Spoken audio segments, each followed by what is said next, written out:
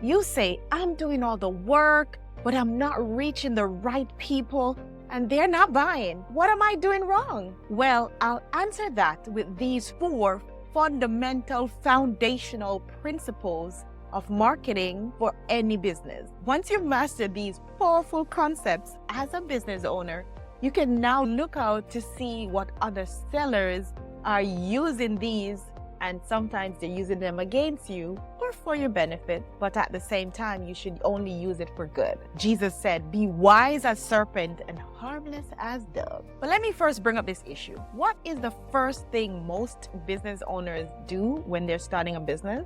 You guessed it. They fuss and they fumble over new logo, branding, buying a domain name, registering their LLC. How organized and fancy these things will make them look and feel. Wrong priority. Real talk. None of that matters to customers. Because if they don't know that you exist, how can you help them? Prioritizing these things first is just a waste of time and money. Learning to attract viewership correctly takes skill and training. Viewership here means marketing. Getting your potential customers, prospects, and clients to notice you. If you want to participate in this end-time wealth transfer as a Christian business owner, you have to learn marketing and communication in reaching people. Okay, so principle number 1 is clarifying your target audience or your customers. Who is it you're going to serve? Knowing who your products and services are for is fundamental and critical. Not clearly defining who you're serving is a setup for failure. This point is so huge that it has its own ship in the sequence of the 7 biggest mistakes. And I'll discuss that in detail in a module called customership. So for now, I'll just skip to my next principle under viewership. Quick story. Several years ago, I started to sell on Amazon. I purchased $15,000 worth of products, wall art from China. I was just following others to see if it would work and throwing money at the Amazon wall, instead of spaghetti. I was losing money daily, keeping money in the inventory in Amazon. I was losing more than I could sell. My biggest problem, which I didn't know then, was not knowing what the market wanted. And I was just trying to sell to anyone. I felt deflated, and I was just in denial. But one day, as I was walking across my living room, I clearly heard the Lord say, learn marketing. Well, the rest is history. I got to studying and learning from the best. Now, I'm here for you to prevent you from failing in this area. Back to the principles. So the second principle is what I call convincing versus persuasion. Convincing someone involves causing them to do something for your reason. Buy my stuff, patronize me, primarily through logical arguments or evidence. It's this big, it's wide, it's better. But you're saying, that sounds like a good thing. But hear me out, here's the better way.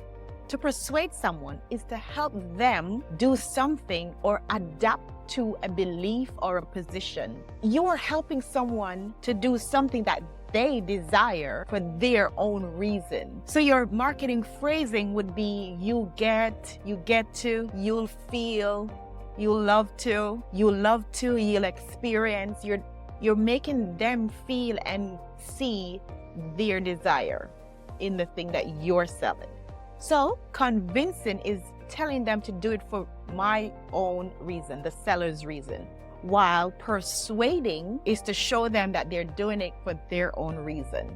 So in a nutshell, a eggshell, a taco shell, a seashell. Okay, I'm playing. We want our viewers to take action and become our customers with ease when we show them the value of how we can help them with our products and services. And if you structure this right, they can become your repeat customer again and again, even if you have one type of product. As discussed previously with mistake number 1, which was not having strategic partnership, partnering on platforms such as Google, Airbnb, and Amazon is simply advertising.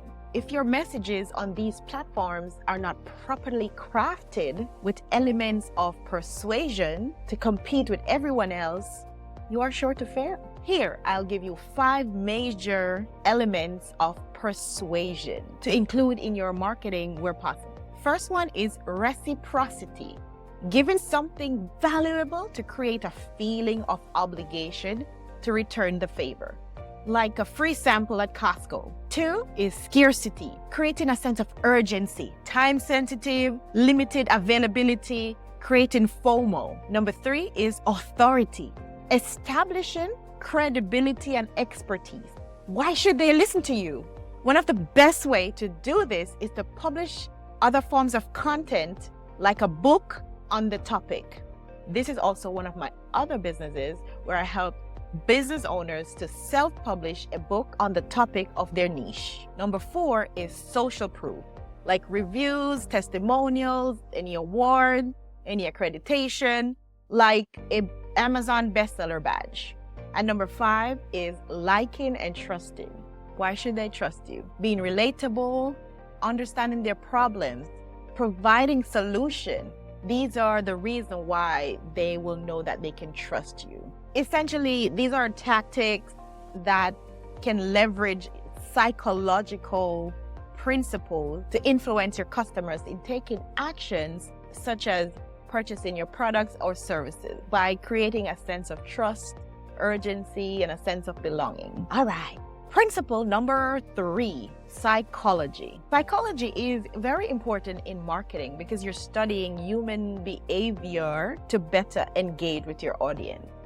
There's a funny saying that says all humans' radio is tuned to WIIFM. What's in it for me? And we have to learn to answer people's fears before they even mention them. Here are Tony Robbins' 6 emotional needs to remember. 1, the need for certainty, to avoid pain or to get pleasure. Will it work? Is it safe? Is it easy?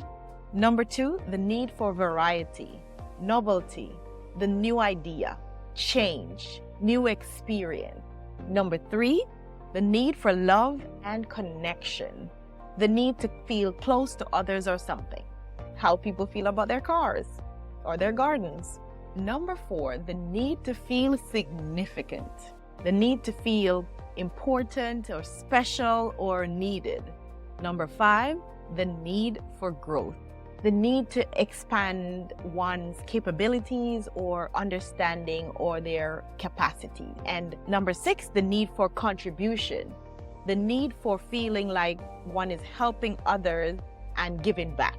And the final principle is be profound and prolific. Be profound like Solomon and prolific in the marketplace, whether you sell online or offline. Why Solomon? Well, Solomon wrote 3,000 proverbs, 1,005 songs, which are included in 3 books of the Bible. He created content based on the things he studied. And this propelled his fame abroad and brought in reward. One of the richest men who ever lived estimated $2 trillion, trillion with a T, in today's money. Hey, because I want you to succeed and you stayed to this much of the video, type in the comments the word wealth, WEALTH, to get this free printable 2-pager, which I printed on 1 sheet of paper back and forth, so you can print it on 2 pages if you would like. This is to help you remember the 7 biggest mistakes to avoid in your business. You can fill out page 2, keep it where you can see it, and use it to prevent failing in your business.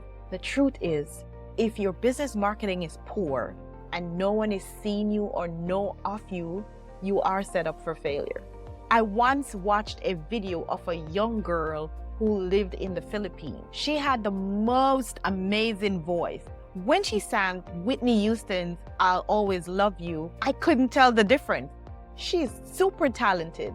The only difference why no one knows about her today and she didn't make it was promotion and being prolific. Having a publicist to package her to the world. With little or poor marketing, it's as if your business doesn't exist. being clear of your target audience, understanding the secrets of persuasion, knowing the emotional habits of humans, and being profound and prolific will improve your viewership, set you apart from the competition, and prevent failure and loss in your business. What will be your most effective marketing strategy? Let me know in the comments if this video helped you, and if you want to go deeper with me, check the link in the description for more resources. Stay blessed and see you soon. Watch this next video about attracting paying customers.